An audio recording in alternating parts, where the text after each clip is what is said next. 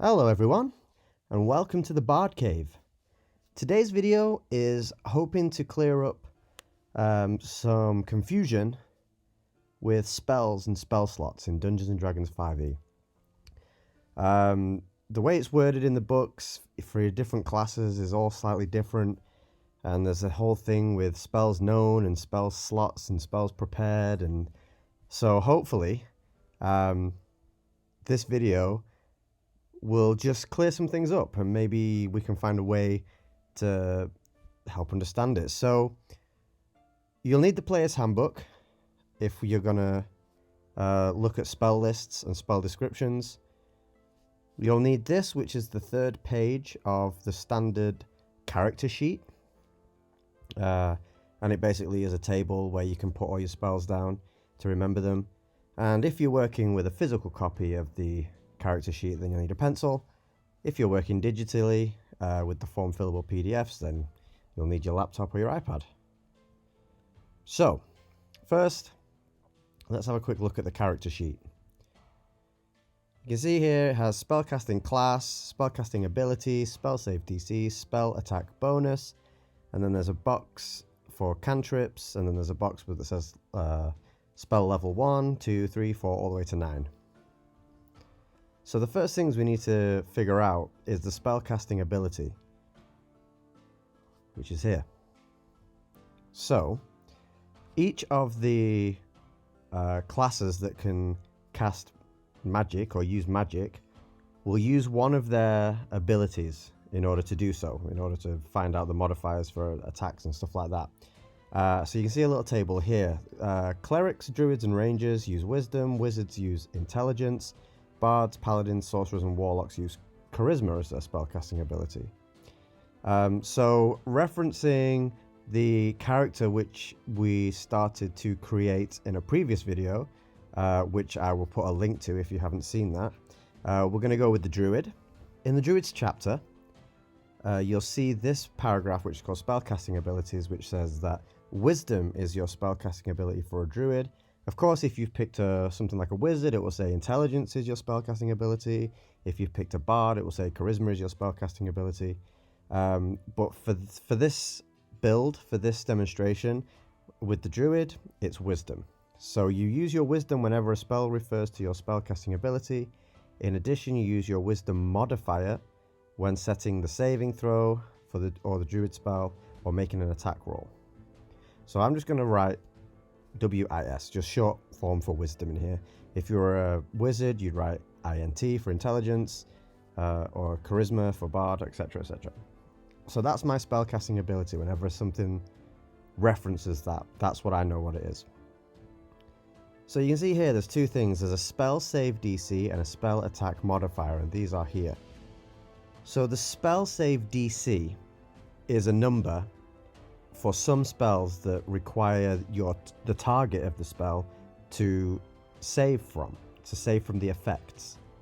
So instead of you rolling to attack with that spell, you will cast that spell and then your DM will roll for your target to see if they feel the effects or not.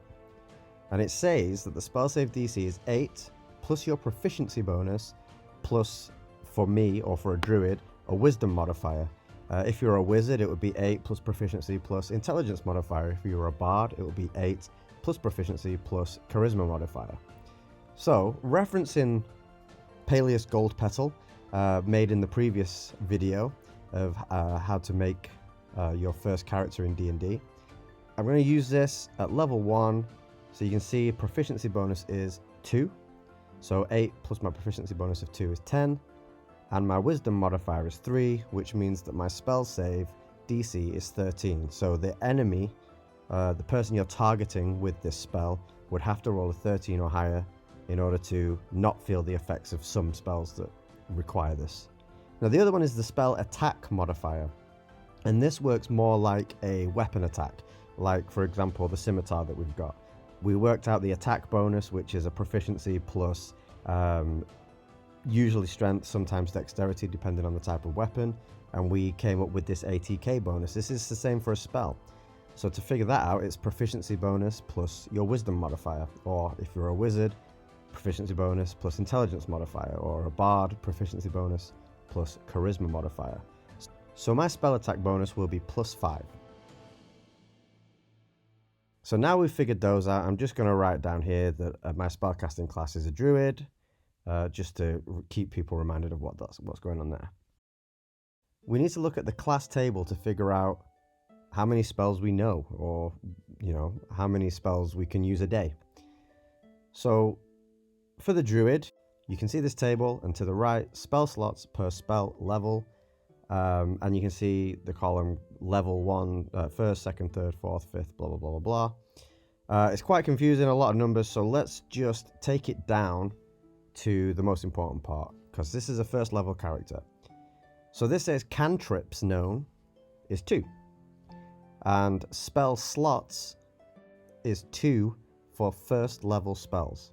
But cantrips are a very basic type of magic, and it says we know 2 of them. So I'm just going to fill it in this box here. That's where you'd fill it in, your cantrips. On page 207 in the player's handbook, you'll see something that looks like this. This is the spells list, okay? And for each magic class, there is a list going from cantrips, which are classed as 0 level spells, all the way up to 9th level spells, which you can choose for your character. This is actually page 208 because I'm looking for the druid spells. It says I know 2 of these cantrips, so I'm just going to look at the cantrips portion, the 0 level spell in the druid spells list, and I'll just pick 2. If you want to know what these spells do, following the spells list, there's a whole big chapter on spell descriptions that are written in alphabetical order. So I could look at Druidcraft and be like, oh, I'd wonder what that does. I can actually go and find Druidcraft, the spell description in the book, to see if that's something that I want my character to have. I'm just going to write that I have Druidcraft and Poison Spray. Those are the 2 cantrips I know at level 1. Below that, for first level spell slots, I'm just going to write a 2 in there. That's how many slots I have. That's how many spells I can actually cast per day or per long rest. Okay, so now we're going to look at prepared spells. So again, for the druid, in the second paragraph, in this part that says preparing and casting spells, it says a druid can prepare a list of druid spells that are available from the druid spell list. When you choose them, choose a number of spells equal to your wisdom modifier plus your druid level. So for me, my wisdom modifier is +3, my druid level is 1, which means I can write a list of 4 first level spells, because I only have spell slots at first level. I can't pick just any. I can only pick from the first level spells right now because I'm only level 1. So I go back to here, starting at page 207, and I now look in the first level spells box, and again I can look at them, I can reference them and see what they do, and decide which ones I want. So I'm just going to very quickly write down 4 spells that I want: Cure Wounds, Entangle, Fog Cloud, and Speak with Animals. Now again, that's just what I've picked. You can pick any of these, you can read the descriptions and figure out what's going to work best for your character. So now I've chosen my 4, modifier of 3 plus druid level. Because when you level up, your druid level will go up, which means I can add. So I would be modifier of +3, my druid level would be 2, which means I would then now have 5 spells. So some of them work a little differently of how you figure out how many spells your character knows. So for example, like the Warlock, the Sorcerer, or the Bard, you can actually see on their class table, it has a column called Spells Known. So you don't have to do any figuring out, you don't have to do Wisdom modifier plus your level to figure out how many spells you know. You simply just reference this table. And you'll see in the paragraph here, they have a paragraph called Spells Known of first level and higher. So it simply says for the Bard, you know 4 first level spells of your choice from the spells list, and you just reference that whenever you level up. So at level 2, it says that they now know 5 spells, so you can add a spell. Whereas the Cleric, the Druid, and the Paladin all reference creating a list of spells known or spells prepared by using their spell ability and their level. So there's just a couple of different ways to figure out how many spells your character will know from first level and moving forward. And the wizard is different again. So there's no column saying spells known. It's kind of a mixture of the two. So you'll see here at first level for a wizard, it says you have a spell book, and that spell book contains 6 first level spells. So you start knowing 6 spells. And in this paragraph, it says each time a wizard levels up, they add 2 more spells to their spell book. So by second level, you'll know 8 spells. And another thing wizards can do, they can find spell scrolls or find spells in books, and they can spend 2 hours and 50 gold pieces to copy that into their own spell book. So a wizard can have an insane amount of spells, but they can only prepare a certain amount per day. So they can't cast all of those in one day because they have to just prepare a few from the ones that they know. And in order to do that, it says you use your intelligence modifier plus your wizard level, similar to the druid and the cleric and the paladin. So let's just very quickly just do an example. This is a wizard at level 1 with an intelligence modifier of +3. So you can see on the table it says at level 1 they only have 2 first level spell slots, so they can actually only cast 2 spells a day. Even though they know 6, they can only cast 2 because you only have 2 spell slots. But of those 6 spells that you know, or the 6 spells that you have in your book, you can actually only prepare to cast 4 of them, based on the fact that they have an intelligence of +3 and a level of 1. So I would put a little dot next to the ones I want to prepare for that day. And at the end of the day, after you finished a long rest, the next morning, you can actually change the spells that you've prepared. So you can switch these dots up. But basically you can only prepare a certain amount of the ones known, and of those ones you've prepared, you can then actually only cast 2 at first level, because you only have 2 spell slots. So that's a little confusing, right? Spells known, spells prepared, spell slots. So the way I've kind of remembered what these things mean is to kind of think of it as a restaurant or a chef. So the cantrips are a 0 level spell. These are free to use, they're unlimited. They're your bread baskets and they're your refillable drinks in a restaurant. They never run out. You can use them as many times as you want. In battle, out of battle, it doesn't matter. Your cantrips are just this stuff you can do. So, the spells you know, or the spell list, is the recipes you have in your restaurant. These are the recipes that are written down for you to be able to follow. And if you are a wizard, you have a lot of recipes, but you're only going to make a certain amount for the menu each day. You're not going to try and sell all of the recipes in your book every day. You're going to choose a few from the spells you know. So these 4 are the dishes that I'm going to serve that day. Now the spell slots are the amount of plates I have daily to serve those dishes on. So at level 1, I only have 2 plates. And when they're dirty, I can't use them again until the next day. It takes a whole day to wash them.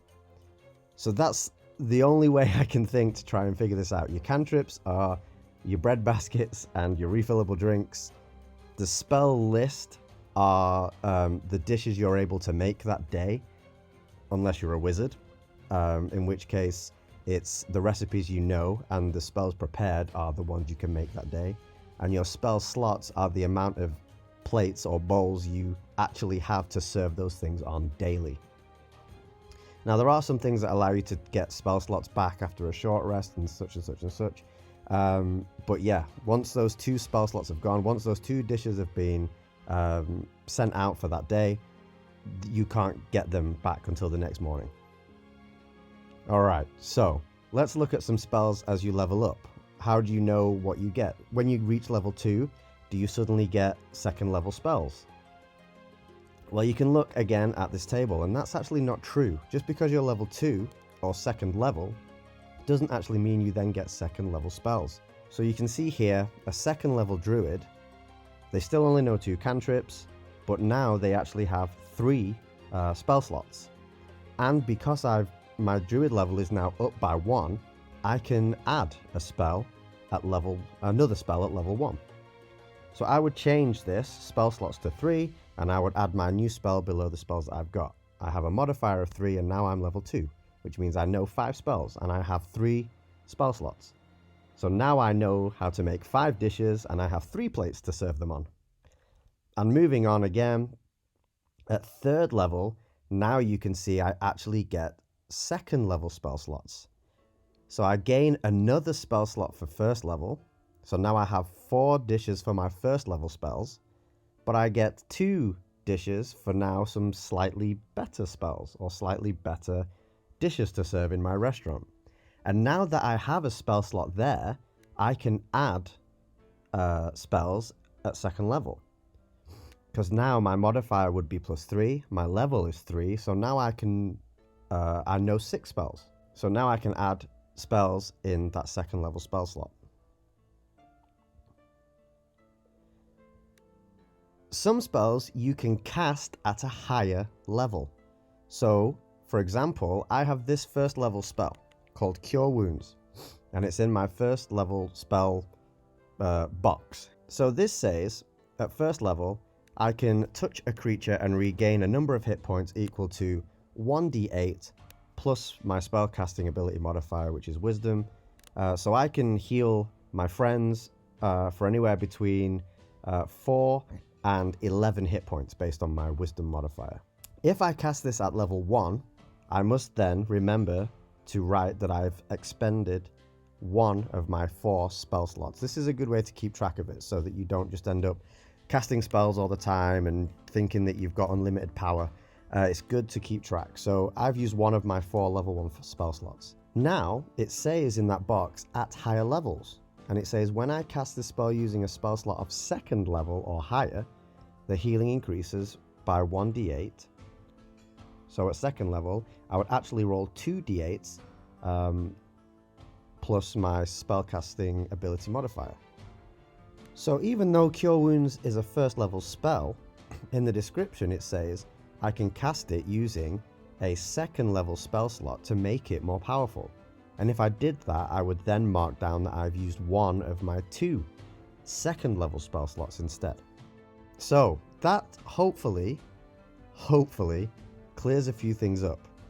If you're still a bit cloudy about it, you can rewatch the video in certain parts, pause it, and try and take it all in.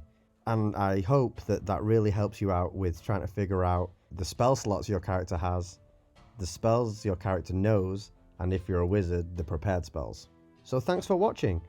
Please leave comments if you're still confused, and how about we open up a discussion of what is your favorite spell? Okay, I'm currently playing a wizard, and I mean, it has to be Fireball. It's just awesome. So might be a bit cliche, but Fireball is an awesome spell. Let me know in the comments below. See you soon. Thanks for joining us. Bye bye.